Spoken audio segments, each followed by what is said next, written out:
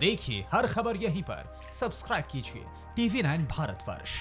आपका मानना है? देखिए, मेरा मानना है कि पाकिस्तान के केस में ये बहुत मुश्किल हो जाता है कि who is running Pakistan. Pakistan military, ISI या पाकिस्तानी स्टेट जहाँ के प्रधानमंत्री चुने गए हैं लोगों द्वारा। उस वजह से इसमें मैं समझता हूँ कि ये इनपुट आया और गिरफ्तारी उनको पर्सोना नॉन ग्रेटा बना करके वापस भेजा जा रहा है। ये अपने आप में है कि लेकिन कब से थी ये, how long they have operated. और जो मैंने पहले कहा कि पाकिस्तान को ये समझने की ज़रूरत है कि नॉन स्टेट एक्टर्स अगर उनकी नीतियों और नीयत को निर्धारित करेंगे तो सभ्य देशों की श्रेणी में उनका शुमार होना मुश्किल है। और दूसरा सर, जो कोरोना वायरस पॉजिटिव की उसमें भारत ने तेज उछाल मारा है, ठीक है, जांच बढ़ रहे हैं, लेकिन ये आंकड़े जिस हिसाब से किसी भी मुल्क में बढ़ेगा वो उस मुल्क के हेल्थ स्ट्रक्चर से लेके बाकी सारे चीज़ों पर सवाल खड़े करेंगे। देखिए, अभी ये आलोचना और मूल्यांकन का भी सही वक्त नहीं है, लेकिन कई लोग कह रहे हैं कि लॉकडाउन अनाउंस करने से पहले हमें टच बेस करना चाहिए था रियलिटी से, जैसे माइग्रेंट वर्कफोर्स।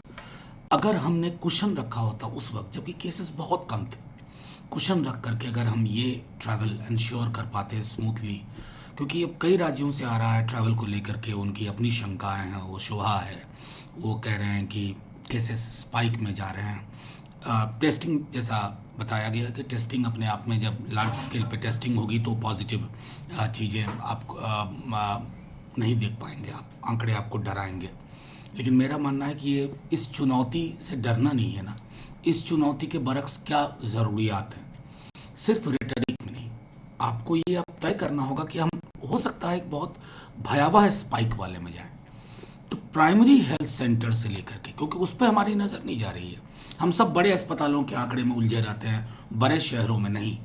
आपको गांव, कस्बा, ज़िला, राज्य और केंद्र, वॉर फुटिंग पे आपको इंटरवीन करना होगा, अन्यथा बहुत मुश्किल होगी।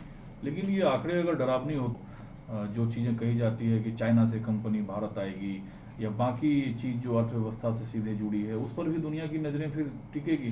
देखिए, दिक्कत तो है, अर्थव्यवस्था हमारी पहले भी बहुत रोजी नहीं थी, गुलाबी गुलाबी नहीं था पेंडेमिक से पहले। पेंडेमिक ने उस अवस्थिति को एक अंधे कुएं में जाके पहुंचा दिया, जहां रोशनी का सुराग मुझे कम से कम नहीं दिख रहा है।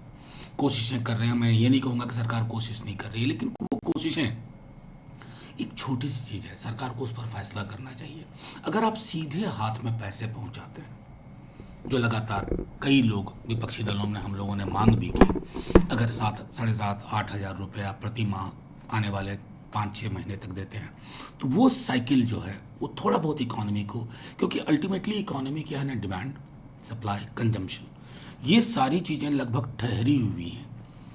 और वो ठहराव मैं समझता हूँ आने वाले दिनों में और विकराल परिस्थिति में तब्दील हो जाए।